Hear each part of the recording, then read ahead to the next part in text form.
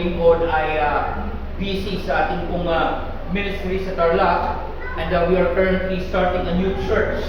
Kaya once a month po ako nakakaluwas po dito sa Manila, and ako po ay nakakapunta dito sa ating pong church sa Taytay. Okay? May kausap po ba ako? Okay. Ngayong umaga ay lahat ko nasasabi umaga mo. Naninibago. Okay. Pero mga kapatid ko sa Panginoon, gaya po ng aking sinabi, masarap po magpuri sa Diyos.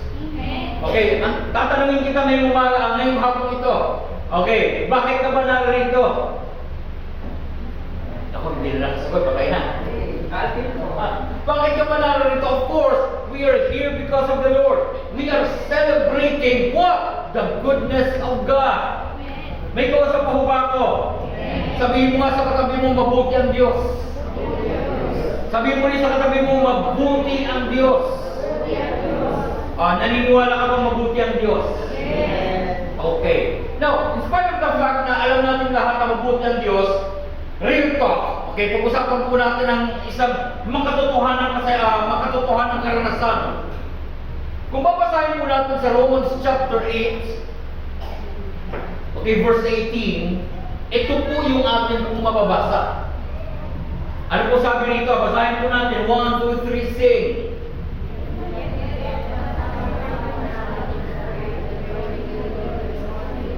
Basa po ba sa likod?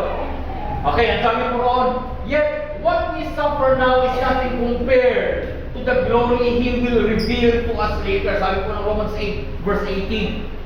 Now, Paul is telling of what we call suffering. Sabihin po natin suffering.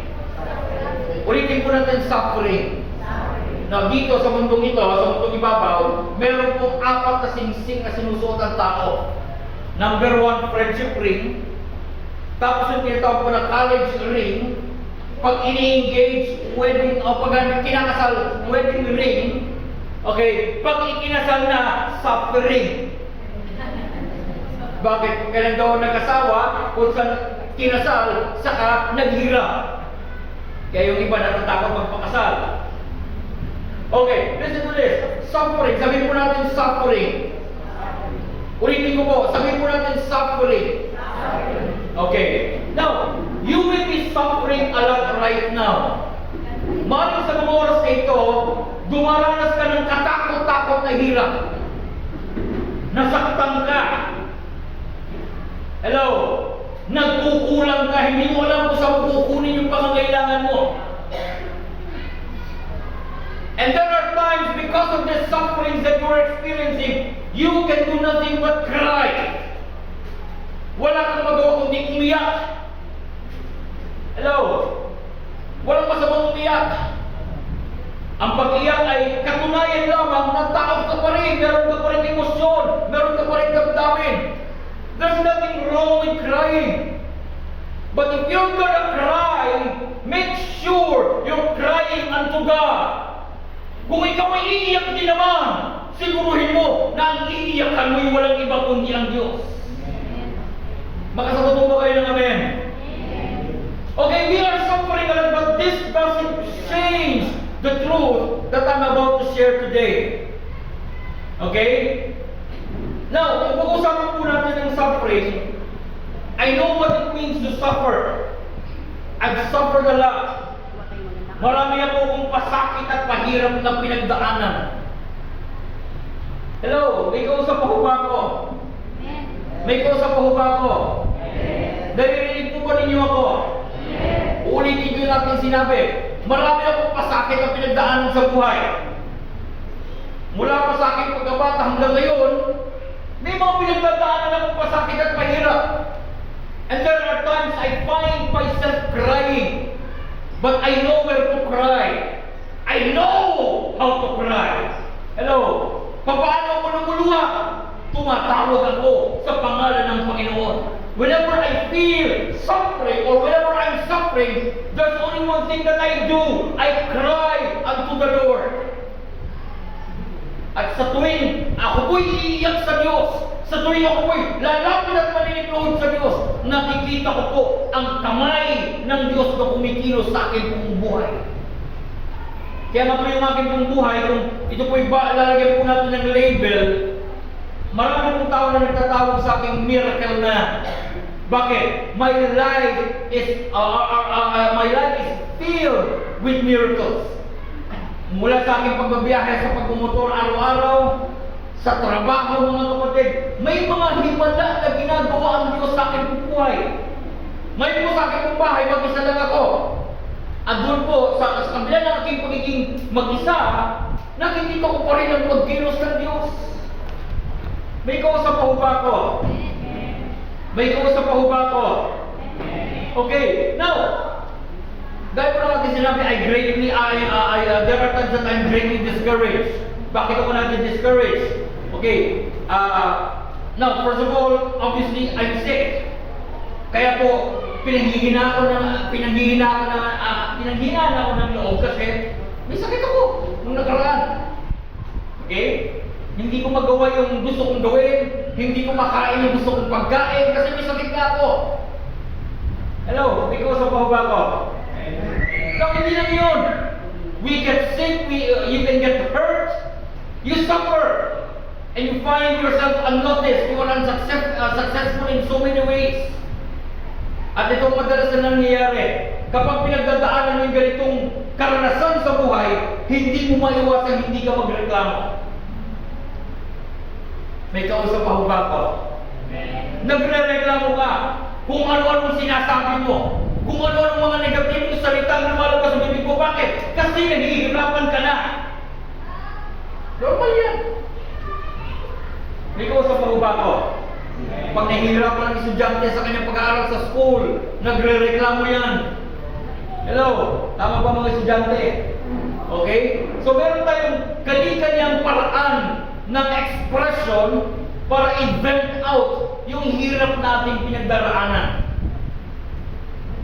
Okay? So in frustration, many of us find these experiences a reason, okay, just to walk away from God. Minsan itong mga karanasan ito na pinagdaraanan natin, ito yung nagiging dahilan kaya ang iba sa atin ay lumalayo sa Diyos, tumatalikod sa Diyos. Amen? Now listen, whenever you are suffering, whenever you are in the midst of trouble, listen to this, do the right thing anyway. Isipin mo, yan ang ay pinagdaraanan mo, gagawa ka pa ng mali. Tingnan mo ngayon katabi mo, sabi mo, kapatid, parang ako yata yun. Ang hindi ko makatingin, guilty. Praise God. No, hindi ko na babanggitin ang pangalan, but I see a person right now here, kasama natin ngayon, merong questions na tumatakbo sa kanyang isipan. Sa kanyang isipan sinasabi niya, kung mabuti pa naman ang Diyos, at kung talagang may Diyos na naman, bakit kailangan kong pagdaanan itong mga pinagdadaanan ko ngayon? Kilala kita kung sino ka. May kausap po ba ako? Sabi nga ni Ray Pumaloy na taga-riyan sa Pasig, huwag mag-deny, aminin. Okay, now listen. So, in frustration, hindi lang tayo nag-walk away, nag-walk out kay Lord. Ang masama pa nito ay ito. Nagtatanim ka ng galit sa Diyos. Natututo kang magtanim ng galit, nagagalit ka. Now, kapag-uusapan ko ang galit mga kapatid, I know what it means to be angry. In this last 4 seasons of my life, I've been so angry kasi grabe yung pinagdaanan ko. Nagalit ako sa mundo natin na, dito sa mundo natin ginagalawan. Nagalit ako sa mga tao na nakakasalamuha ko. Nagalit ako sa lahat. Ang hirap pala mag-uwi ng gano'n na. Pag may galit ka sa puso, lahat, ang tingin mo, kaaway mo. May kausap mo ba ito? Sino yung dumaan sa ganyan karanasan, taas ang kamay? Umiyak. Okay? Dumaan. Grabe yung pinaghirapan niya. At doon sa pinaghirapan niya, natuto siyang magalit. Namuhay siya na puno ng galit ng kanyang puso. Okay? Pero kapatid ko sa Panginoon, ito ang bagay na gusto kong sabihin sa iyo. Okay? Sa kabila ng bakit yung pinagdadaanan mo ngayon, o bakit yung pinagdaanan mo noon, isang bagay ang hindi pwedeng magbago. Ano yun? Mabuti ang Diyos. Parang hindi kaya ka naniniwala. Sabihin natin, lahat na ng masamang bagay, lahat ng masamang pangyayari, dumating sa buhay mo. Na-aksidente ka na, munti ka nang mamatay, nagkasakit ka na, munti ka nang mamatay, naubusan ng pera naman ang bulsa mo. Kapatid, sabihin mo na lahat ng masamang nangyari. Pero hindi niya pwedeng baguhin ang isang katotohanan. Ang Diyos ay mabuti.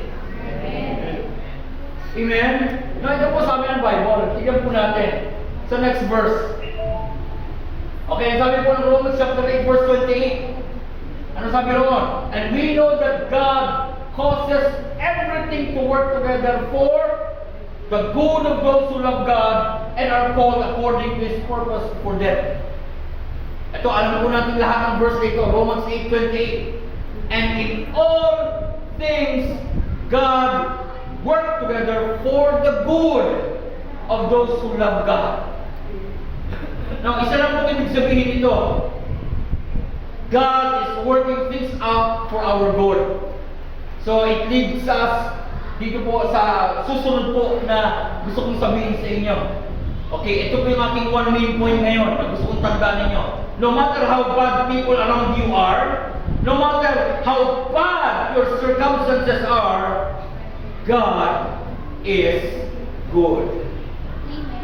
Ulitin ko po, gaano mong kasama yung tao sa paligid mo? Gaano mong kasama yung circumstansya na nasa buhay mo ngayon? Isang bagay ang hindi pwedeng magbago, mabuti ang Diyos. Amen. Parang hindi yata kayo naniniwala. Amen. Ang hina ng amen. Amen. Yo. Mga kapatid, nasa simbahan po tayo ha, pinapaalala ko, wala po tayo sa sementeryo. I'm expecting an active response. Amen? Basahin na po natin ulit. 1, 2, 3, go!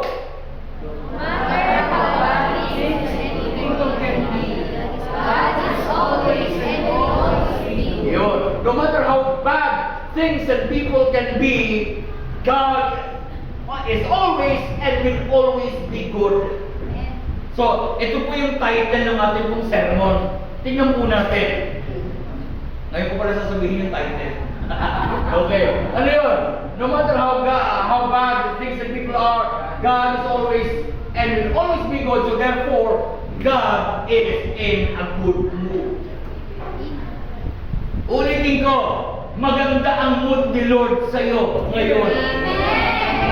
Now, kung pag-usapan po natin ang mood, alam niyo po, medyo negative po kasi yung pagkakaintindi ng marami sa atin pag sinabi pong mood. Ay, si ganitong kapatid, moody yan. Ano yung sabihin ng pagiging moody? Maya't-maya, nagbabago yung timpla. May kausap pa ho ba ako? Ang dami kong nakikita rito, alam ko kung sino dito sa inyong ang moody. Hello? Magsabi ka man at hindi, pinapahayag ngayon ang Espiritu Santo sa akin kung sino sa inyo ang moody rito.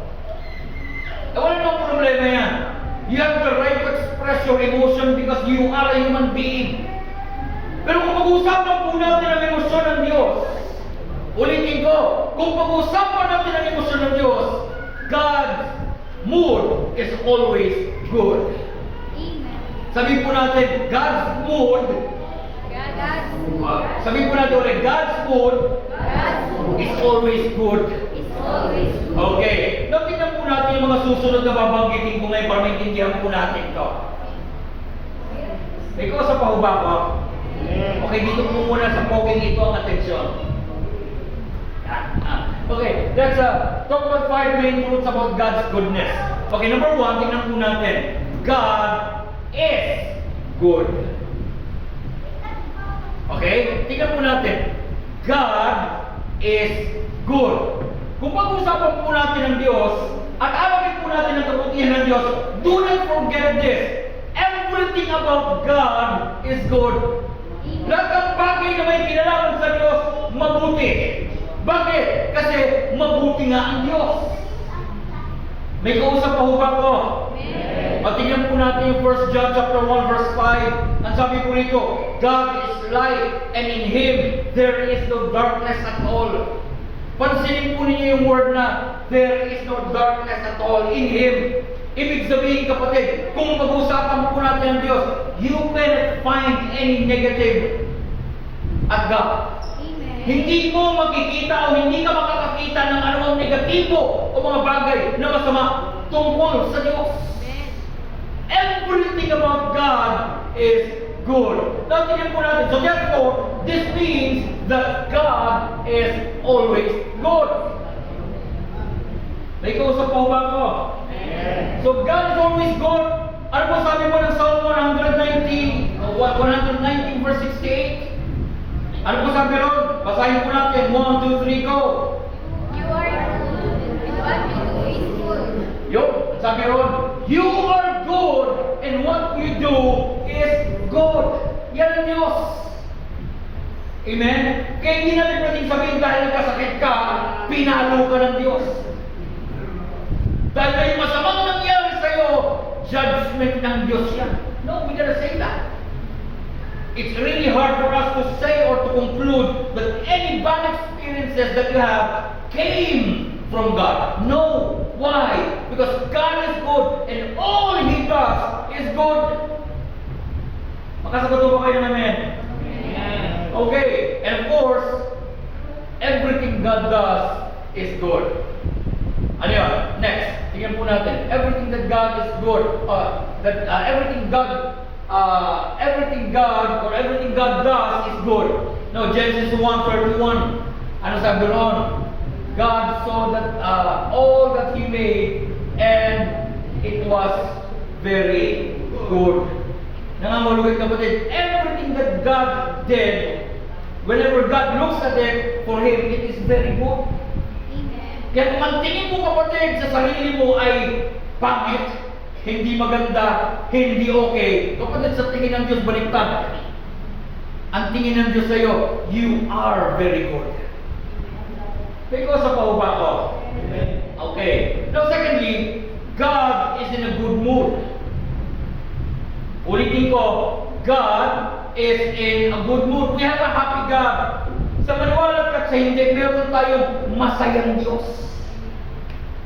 Nalulungkot po kong isipin na marami pong negative portrayals about God in the movies today.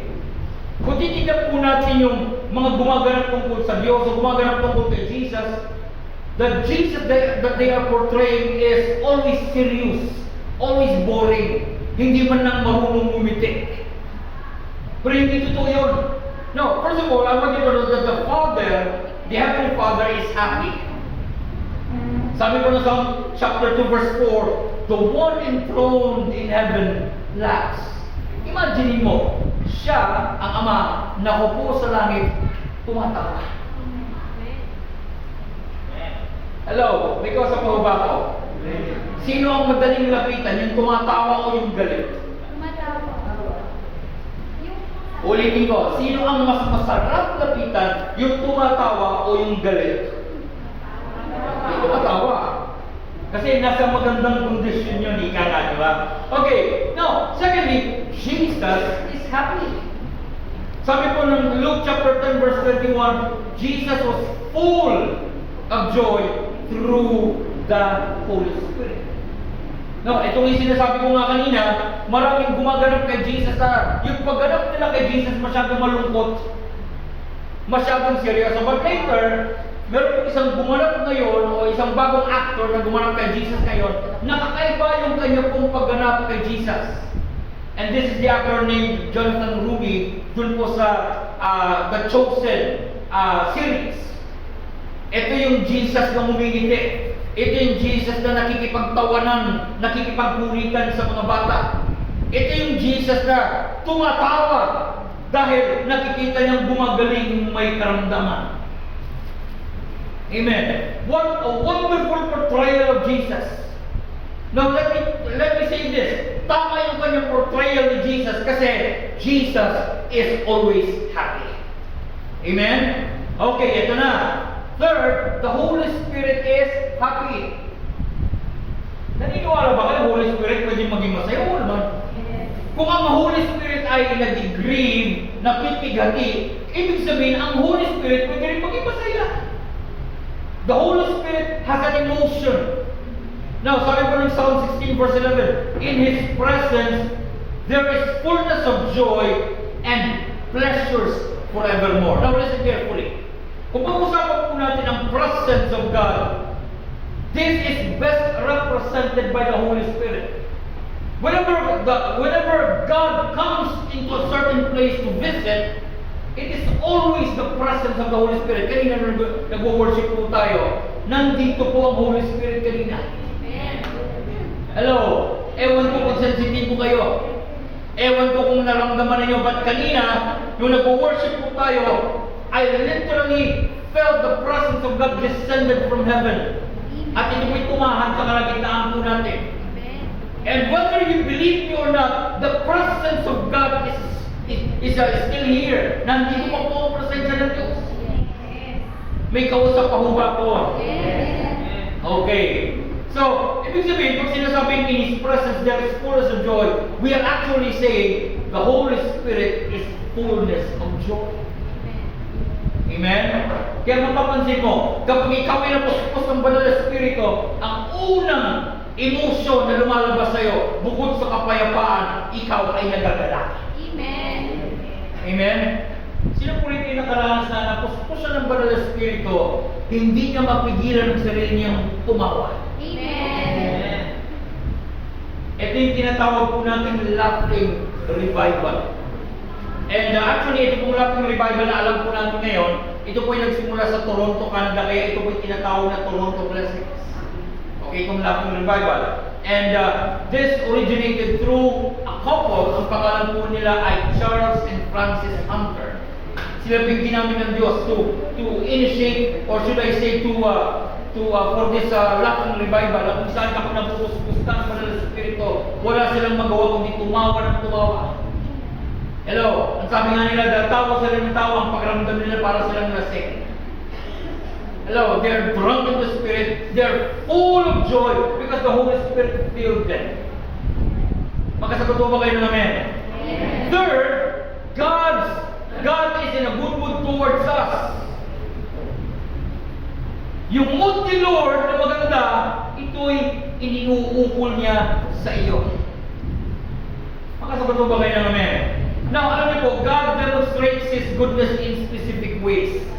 Kung titignan po natin sa Zephaniah chapter 3 verse 17, He rejoices over you with singing. Alam mo ba kapatid, that God expresses His joy towards you by singing. Alam mo ba kapatid na whenever you come in or God, whenever you are being thought of God, ikaw ay iniisip ng Diyos at ikaw ay pumapasok sa isip ng Diyos, God simply responds by singing. Sino, eto po sino sa inyo nakaranas ang maharangan doon? Taas ang kamay. Uy! Okay, naranasan ang maranahin. Ito, uy! Okay. Anong pakiramdam noong hinaharana? Masaya. Nakakakilig. Feeling mo mahaba buhok mo. Hello, you feel very important, nakakaramdam ka na, napaka-importante mo pala. Kasi pinagpapahayagan ka ng damdamin sa pamamagitan ng pag-awit. And I want you to feel the same way. God sings over you. Hello, whenever someone mentions your name in heaven, God not only smiles, but He sings and rejoices over you. Yan ang sabi ng Biblia. Hindi ko po sinasabi yan. Why? Because God so loved the world. Alisin po natin yung word na world. Okay? Alisin po natin yung word na world. Ilagay mo yung you o yung pangalan mo. Okay, halimbawa, for God so loved JP. Ano pakiramdam? For God so loved God. Di ba? At sa iyong pakinggan na ikaw ay minamahal ng Diyos. Praise God. Now, alam niyo po, the good news or the gospel demonstrated God's good mood. Okay? Yung gospel, tinatawag po itong good news. Sabihin po natin good news. Anong reaksyon mo, kapatid, kapag makakarinig ka ng good news? Masaya.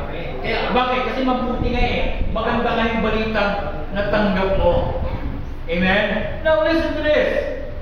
The good news about Jesus demonstrates God's good mood. Kaya nung naparito po si Jesus, sabi po ng Matthew chapter 4 verse 23, Jesus preached the good news of the kingdom and healed every diseases and sicknesses among the people.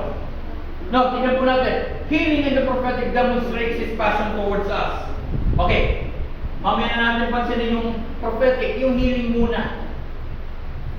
Kapag ikaw may sakit at ikaw ay gumaling, ano ang unang nararamdaman mo? Ano yung unang nagagawa mo? Hindi mo ka nagpapasalamat ka sa Diyos, hindi mo ka masaya ka.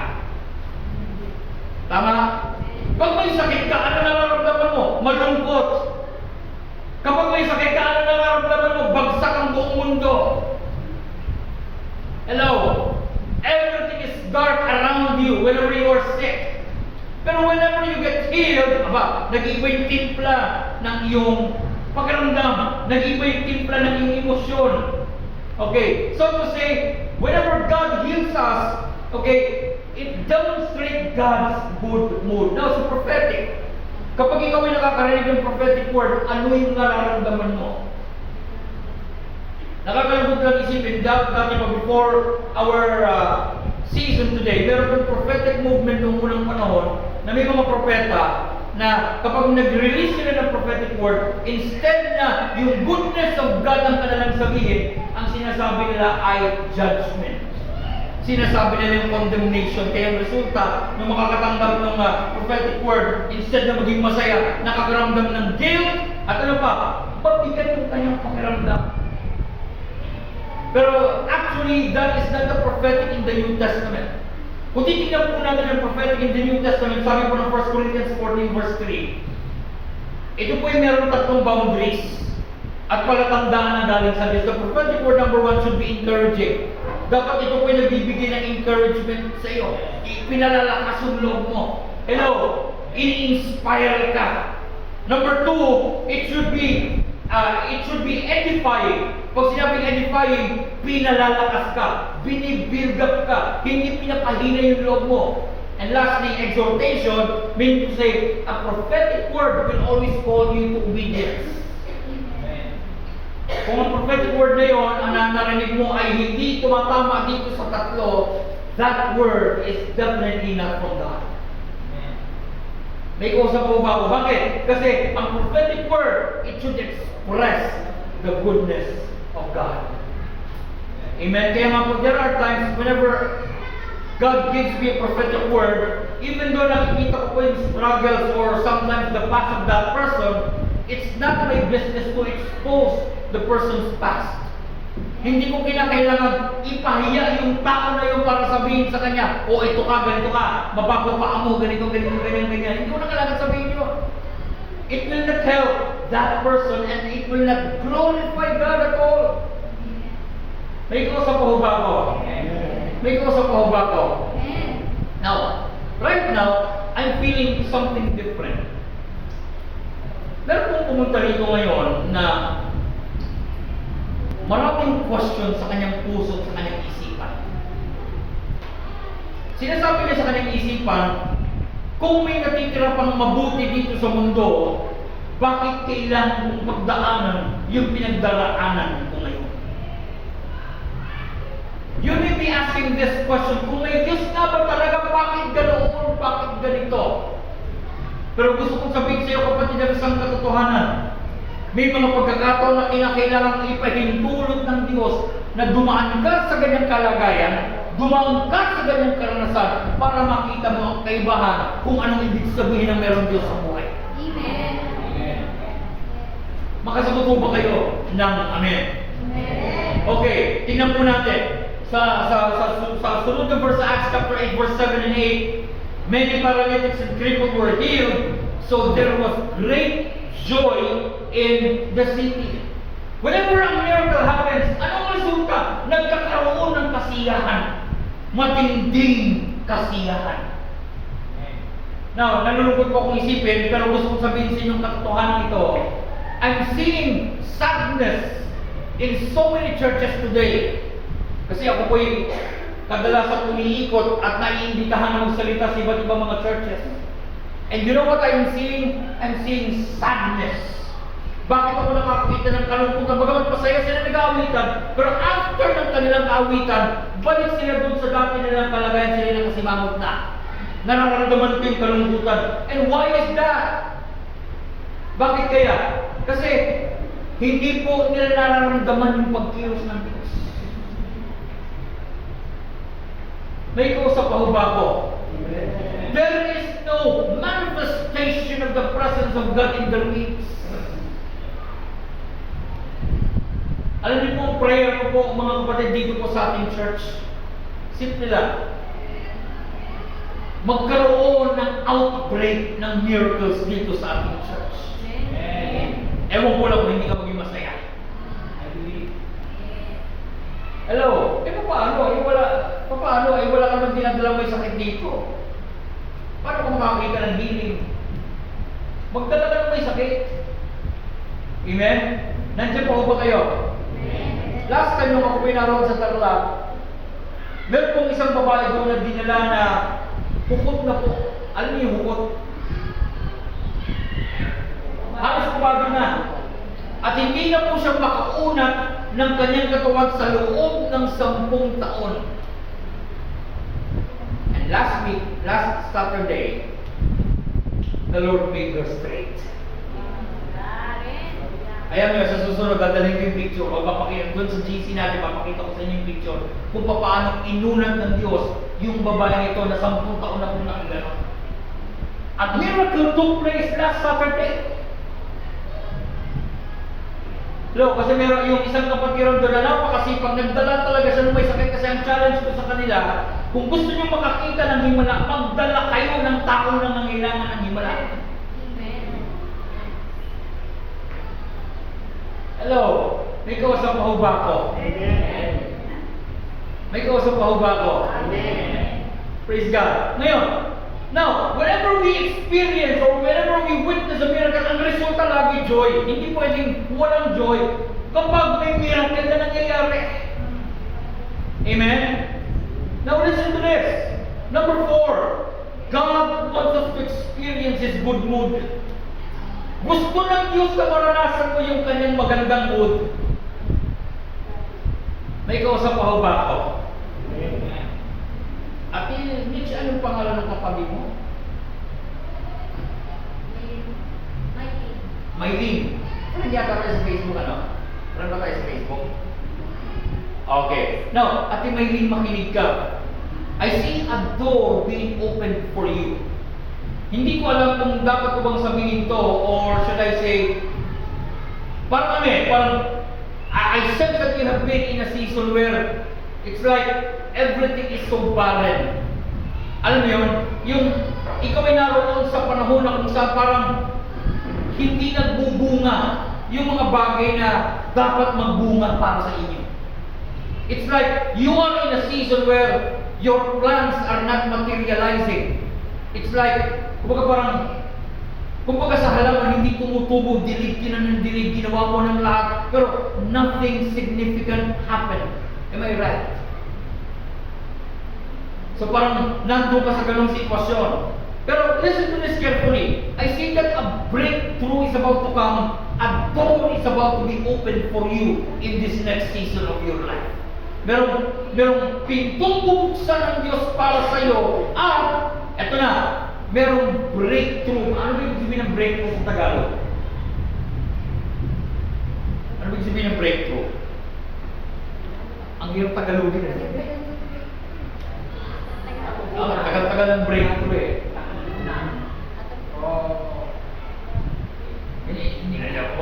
Mahirap yung Tagalog ng breakthrough. Pero kapatid ko sa Panginoon, gusto ko sabihin sa'yo, a breakthrough, your breakthrough is about to come in this next season of your life. Merong breakthrough na paparating para sa iyo. Kasi nakita ko yung pinto, the Lord gave me a vision of a door na merong, alam mo yung door na parang ganito, meron siyang bar na gano'n, tapos magkadikit yung pinto, tapos hindi mo buksan yung pinto kasi merong kadena doon sa bar. Okay? And I saw the hand of God break those chains and the door was made open for him. So a breakthrough is about to come. Kaya maghanda ka na kung saan mo ilalagay yung blessings na nag-overflow na paparating sa buhay mo. Amen? Parang hindi kaya tayo naniwala. Okay. Praise God. Okay. Now listen to this. Now Psalms 38 verse 34 verse 8. Ano sabi ro? Taste and see that the Lord is good. Ulitin ko yung challenge ni Lord. Okay, dito sa book of Psalms. Taste and see that the Lord is good. So God is calling you right now to experience His good mood. May kausap pa ho ba ako? Okay, ngayon, ito pa, Psalms 126 verses 1 to 3. For the Lord has done great things for us, and we are filled with joy. Now, makinig ka. Okay? Ang dami ng ginawa ng Diyos sa buhay mo, pero hindi ka pa rin masaya. Bakit kaya? May kausap pa ba ako? Ang dami mo ng magandang naranasan, ang dami mo ng pagpapalang tinanggap mula sa Diyos, but the big question is this: why is it still you are unhappy?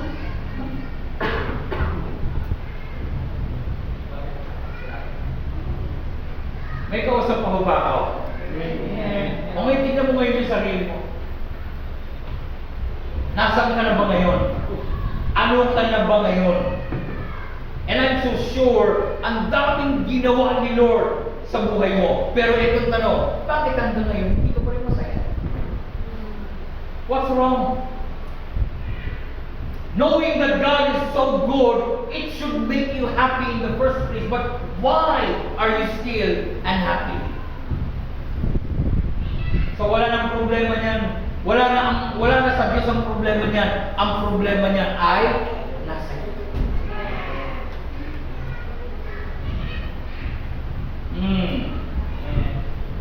Amen. And lastly, ito yung panglimang katotohanan. God wants to release His good mood through us. Bakit ka pa tinatawag ni Lord sa palagay mo? Okay, nandito ka ngayon sa church, you are experiencing the fullness of the goodness of God. Then after this, what happens next? Tayo ay pumapasok para sumamba, pero tayo ay lumalabas para maglingkod. Meaning to say, kung ano yung pagpapala tinanggap mo rito sa lugar na ito, dapat ito rin yung pagpapala na ilalabas mo at ibibigay mo sa mga mahal mo sa buhay o kung sino man yung mga kasalubong mo. Through your life, somebody needs to get to know the Lord. Sa pamamagitan ng buhay mo, merong isang kinakailangang makakilala sa Panginoon. Pero bakit hindi nangyayari? Hello? Bakit hindi nangyayari? Now, isipin po natin sa Matthew chapter 10 verse 7 and 8. Inutusan ni Jesus yung kanyang mga alagad. He commissioned them 2 by 2. They were sent out 2 by 2 on a mission. Okay? At ano sabi ni Jesus sa kanila? Preach this message. The kingdom of heaven is near. Heal the sick, raise the dead, cleanse those who have leprosy, drive out demons. Freely you have received, freely give. Okay, so ano yung ginawa dito ni Jesus sa Matthew chapter 10? Inuutusan niya yung kanyang mga alagad, inuutusan niya yung kanyang mga tagasunod para ano? Sa pamamagitan nila, ang kabutihan at ang kapangyarihan ng Diyos ay dumalo. Ito rin ang dahilan kung bakit ka pinagpapaaral ng Diyos ngayon. Ito rin ang dahilan kung bakit ngayon sobra-sobrang nag-uumapaw ang kabutihan ng Diyos sa buhay mo. Kasi gusto ng Diyos na sa pamamagitan ng buhay mo, dumaloy ang kabutihan ng Diyos. Now listen to this. Anong malay mo? Ikaw na pala yung himala na hinihintay ng katabi mo ngayon. Hello? Tingnan mo ngayon katabi mo. Baka yung katabi mo, meron ng matagal ng pinagpipray na himala yan. Meron na siyang matagal na ipinapanalangin. Pero dahil ikaw ay willing and open, at ang buhay mo ay nakatalaga para sa Diyos, hindi mo na mamalayan, ginagamit ka na pala ng Diyos para yung katabi mo o sino man, pinagpapala na ng Diyos at nakakaranas na ng himala sa pamamagitan mo. Nalala ko yung isang kwento, merong isang kapatiran na pumunta siya sa church.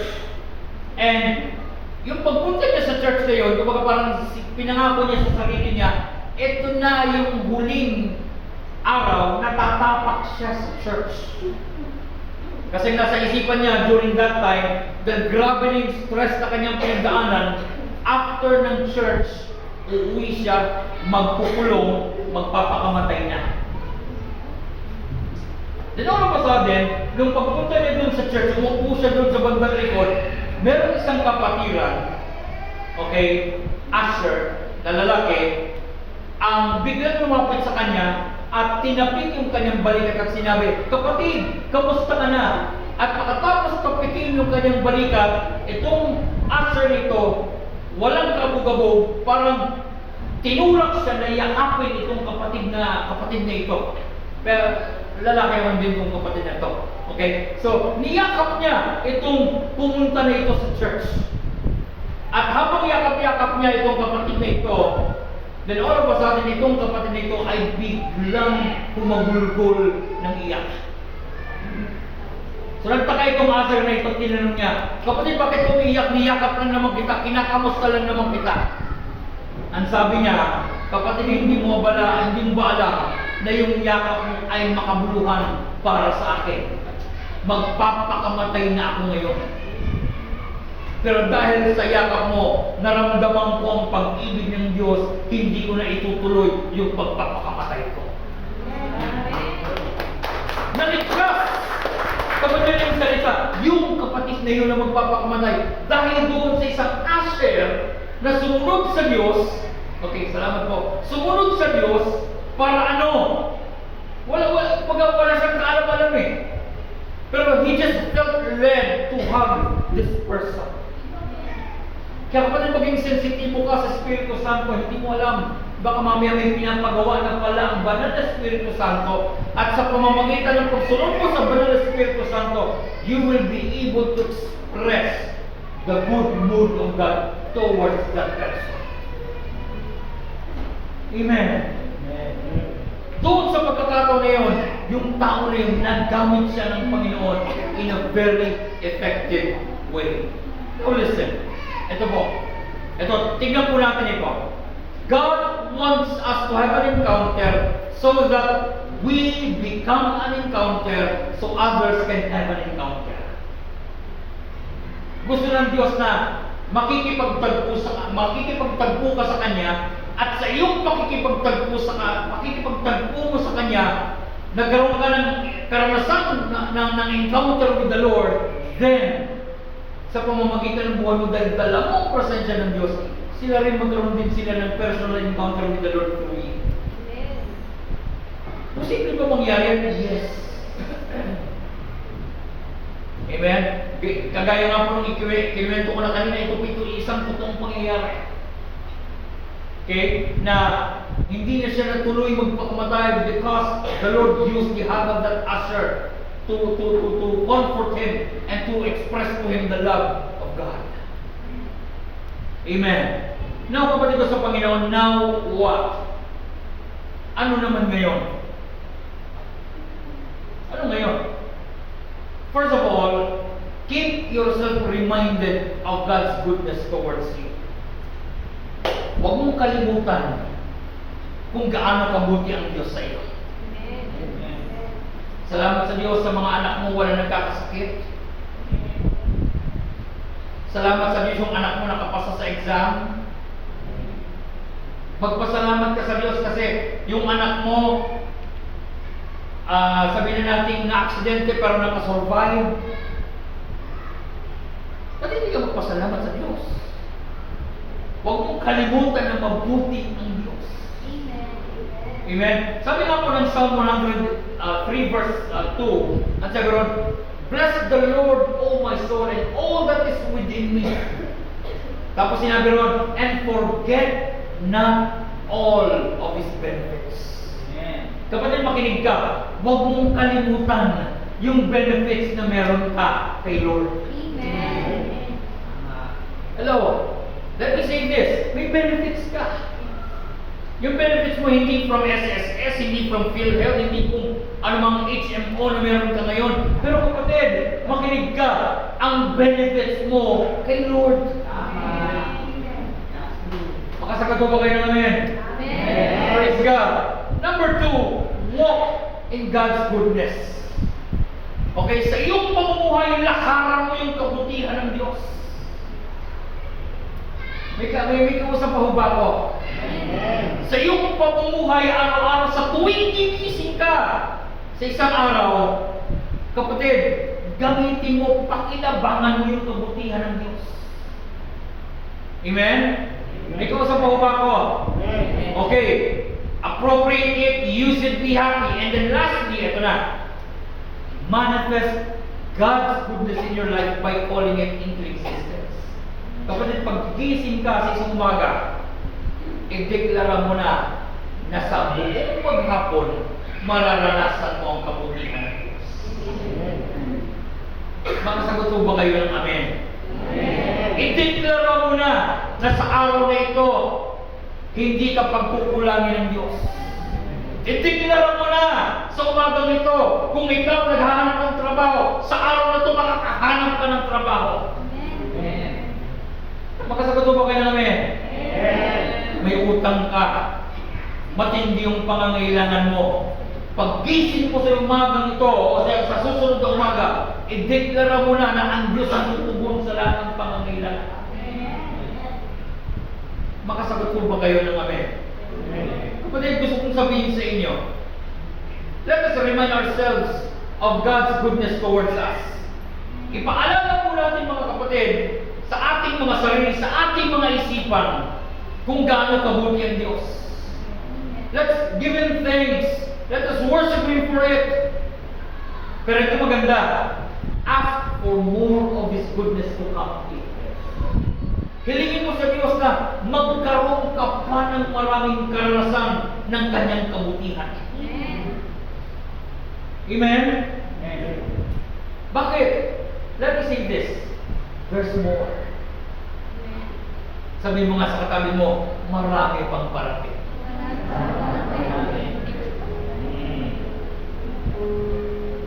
Marami pang parating, kapatid. Okay? Akala mo tapos ka na. No, it's not yet over. The adventure is just beginning. Nung oras na ibinigay mo ang Panginoon o ibinigay mo sa Diyos ang buhay mo, hanggang sa ngayon, nagsisimula pa lang ang isang magandang adventure. Maraming pang parating. I really don't understand this, but I keep on hearing the name Shirley. Sino kaya may kakilala sa inyo rito na ang pangalan ay Shirley? Shirley. Oh, Nanay Norma, sino yun? Kapit-bahay mo, Shirley. Okay. Now, hindi ko alam, pero what's happening to her family right now? Because I see something so wrong with her family. May masamang nangyayari, or should I say, may kabuluhang nangyayari sa kanilang pamilya. Tama? Broken family. Okay, so now, this is what the Spirit of the Lord is telling me, that God is going to do a miracle dun sa buhay ni Shirley. Aayusin niya ang magulong pamilya niya. Yung mga nawala, yung mga nasira, ay ibabalik ng Diyos sa dati niyang kaayusan. Sabihin mo sa kanya yun. Okay? At ibalita mo sa kanya na sa buwan ng Disyembre, merong darating na pagpapala sa kanyang mga anak. Ilan ang anak niya?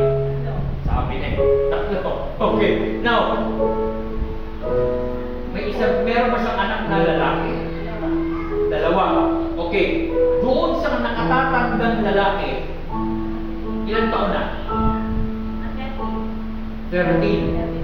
Okay, sabihin mo sa kanya, paiwasin. Okay, doon sa mga barkada hindi maganda. Oh. Wow. Grabe sa naman yung pag-reveal. Oh, okay. Sabihin mo kay Nanay Shirley, ito na yung pagkakataon na aayusin ng Diyos ang lahat. Lumapit lamang siya sa Diyos. Kung po pwede, imbitahan mo siya rito. May gagawin yung mala si Lord sa buhay niya. Kanina pa, alam niyo po kanina kung nag-preach pa ako, nagre-ring talaga yung pangalan, Shirley, Shirley, Shirley. Sabi ko, Lord, parang wala namang Shirley dito sa church. Ayun pala kapit-bahay niyo. As in, gano'n siya kalayo dun sa mismong bahay niyo. Kaibigan niyo, doon lang sa alin ninyo. Okay, praise God. So, the Lord will do a miracle doon sa buhay no Shirley. Ayun.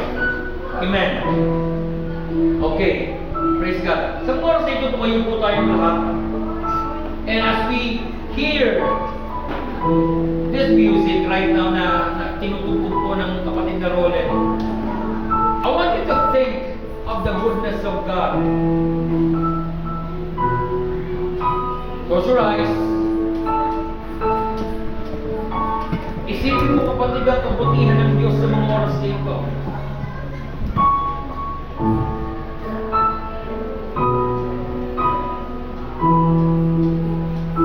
Isipin mo kapatid kung gaano mabuti ang Diyos. And right now, sa mga oras nito, this is the thing that I want you to be assured of. That today, God is going to fill you with His goodness.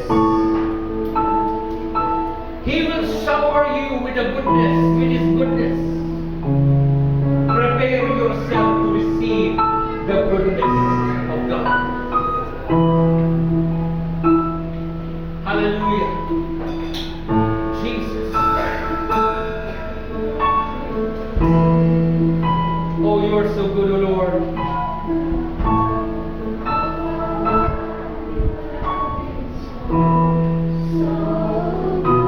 Yes. Mula pa noon hanggang ngayon ang Diyos ay tapat. Mula pa noon hanggang ngayon, ang Diyos ay mabuti sa iyo. Hallelujah. Thank you, Lord. For your mercy never fails me. Jesus. All my days I've been held in your hand. From the moment I wake up until I lay my head, Oh God. oh, I will sing of the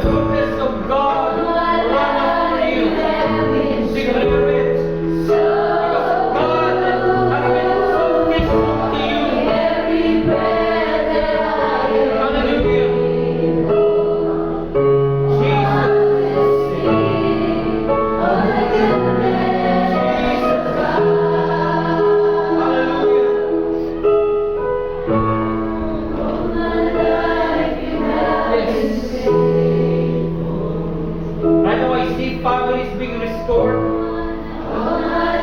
Right now I see broken lives, shattered lives are being fixed. Nakikita ko ngayon ang mga sirang buhay na inaayos ng Diyos.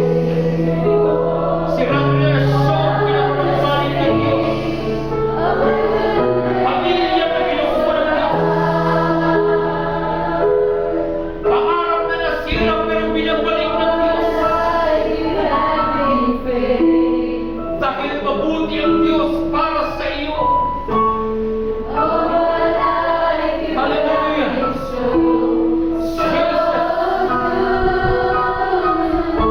Hallelujah. Jesus. Hallelujah. Hallelujah.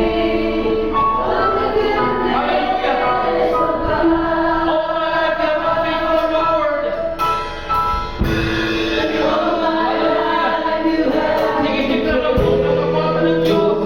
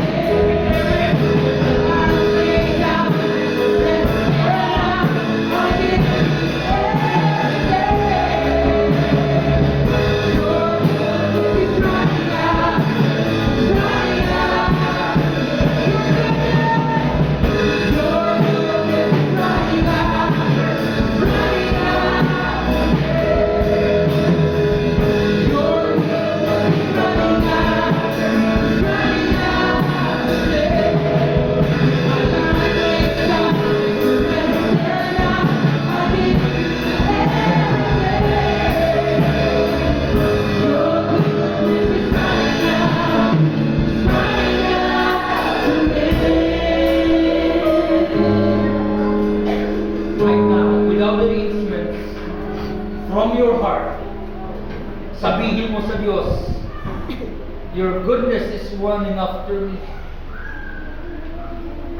Sing that song again. That, without the instruments,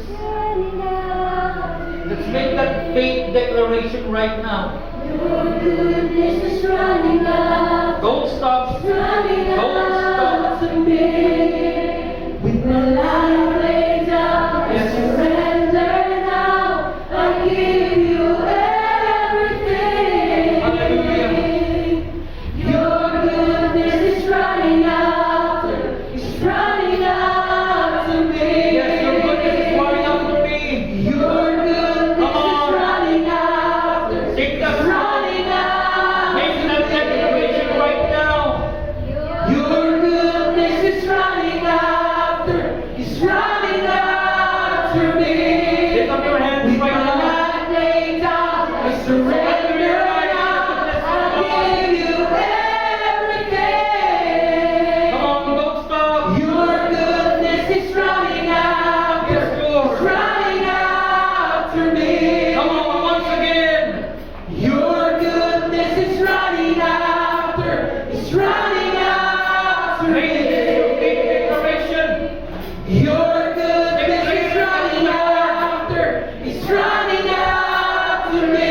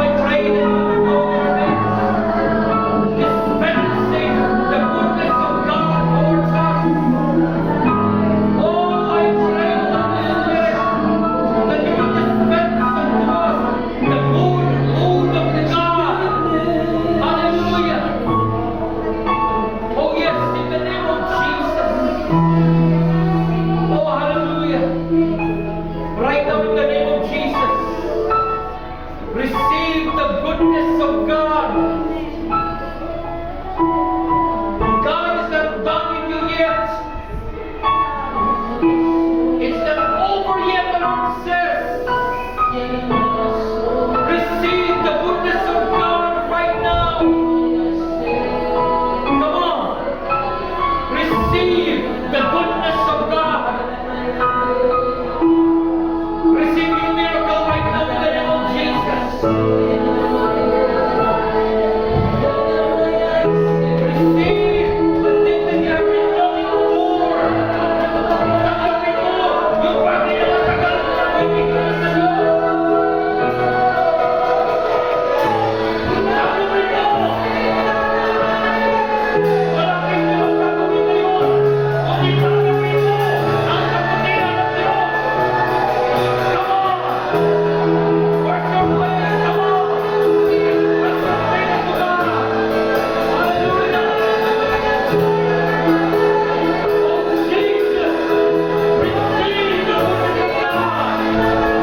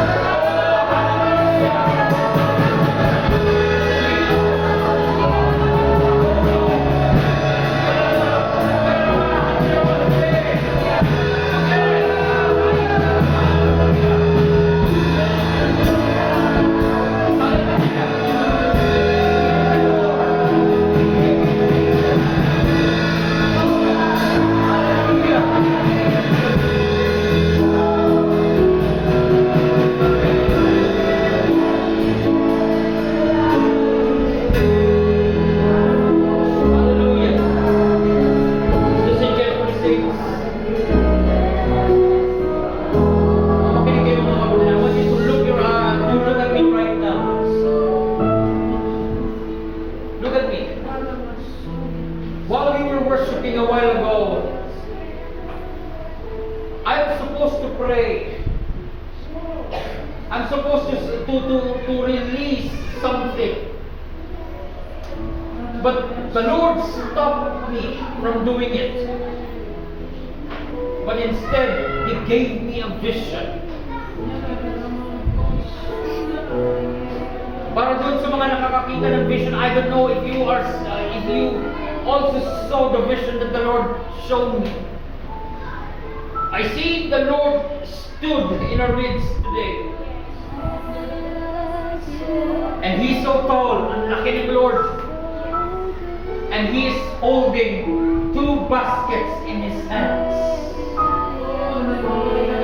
At itong basket na ito na pinakita ni Lord, punong-puno ng goods. Punong-puno ng goods. And the Lord is saying right now, as He is extending His hands with a basket on it, holding those baskets, iniulat ni Lord yung kanyang kamay na hawak ng dalawang basket na ito doon sa vision na pinakita ni Lord.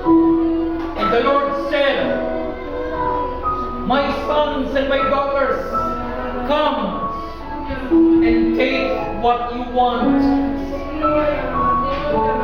The Lord says, "Come and take what you want."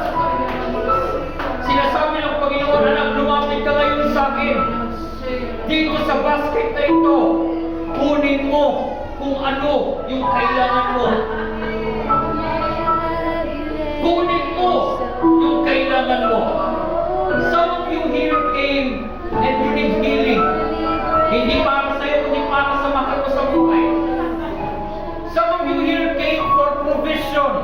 Meron kang matinding kakulangan. May utang kayo papayaran. Sabi ng Panginoon. Meron kang pangangailangan na hindi mo na alam kung saan mo kukunin. Matindi na yung kakulangan sa bahay.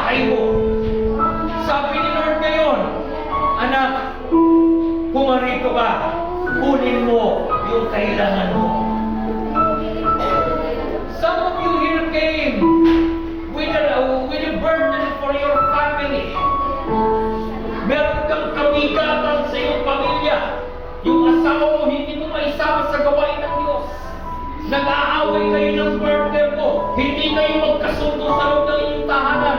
The Lord says, come and take what you need. Hallelujah.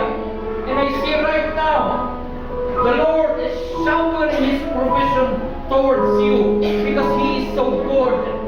I see God smiling at you right now like a good father and telling you to come boldly to His presence.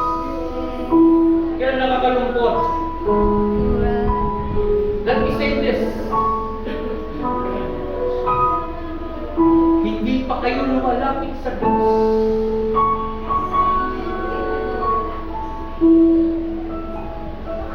You don't have enough faith to come to the presence of God and take what you need.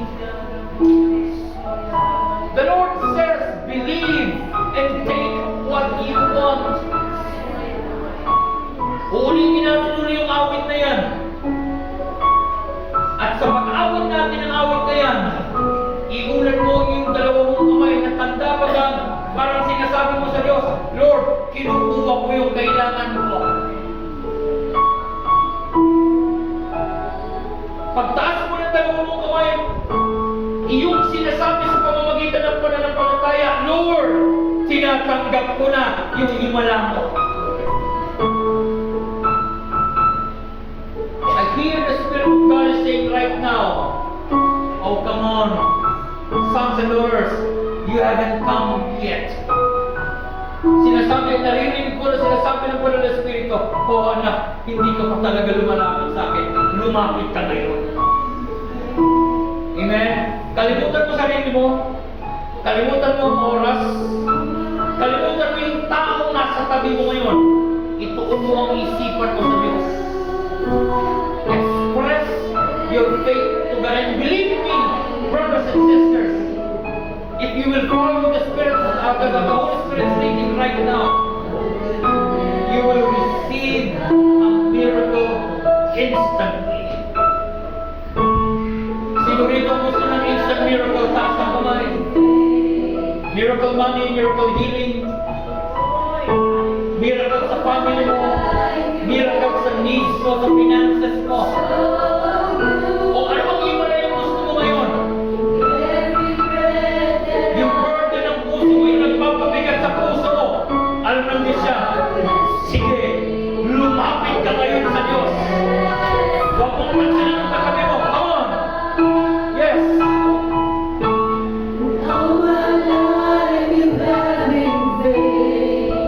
Habang inaawit ang awitin na yan, lumapit ka, makipag-usap ka sa Diyos.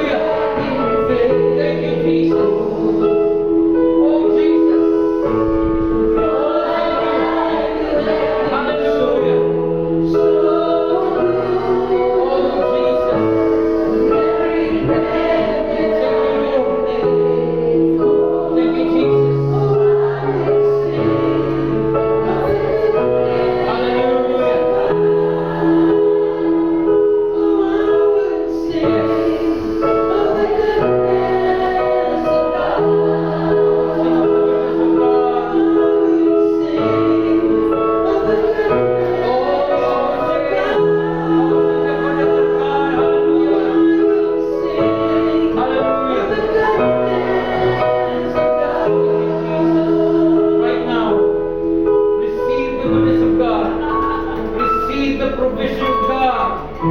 Receive right now the miracle of God to you in the name of Jesus. Oh, receive God's provision. Tanggapin mo ngayon ang pagpupuno ng Diyos sa iyo. Sapagkat nais ng Diyos na ikaw ay mapuno ng kagalakan. Ikaw ay magalak sa Kanya dahil iniibig Kanya, sabi ng Diyos. Lord, ngayong hapon ito, nagpapasalamat kami sapagkat aming tinanggap ang iyong kabutihan. Aming tinatanggap o Diyos ang manifestation ng iyong kabutihan. Lalakaran namin ang iyong kabutihan. Hindi namin kalilimutan kung gaano ka kabuti o Diyos. Kaya sa oras na ito, pagkakawa kami mabuhay, hindi lamang kami mapulo ng iyong kabutihan para sa aming mga sarili, kundi ang kabutihan mo, Panginoon, ay dumaloy din sa pamamagitan ng aming mga buhay. Ang aming mga buhay, O Diyos, ay maging kapahayagan ng kabutihan mo para sa aming mga mahal sa buhay, para sa mga tao na nais kong makakilala rin sa iyo.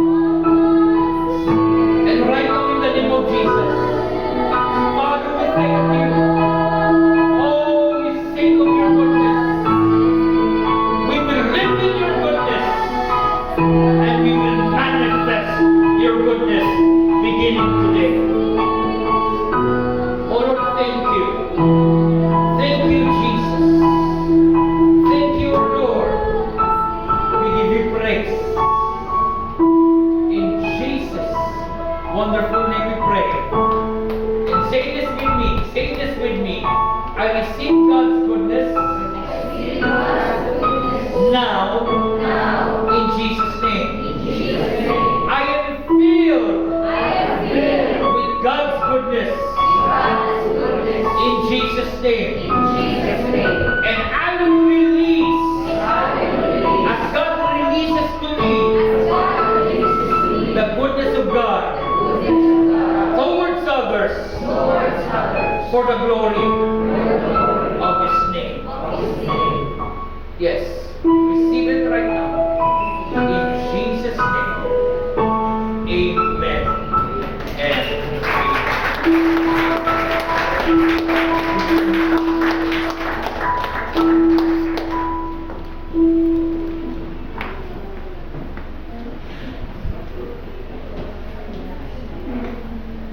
Sige po, tinatawagan ko na po ang ushers ng Holy Communion. Tayo po ay nagpa-partake na po ng Lord's Supper.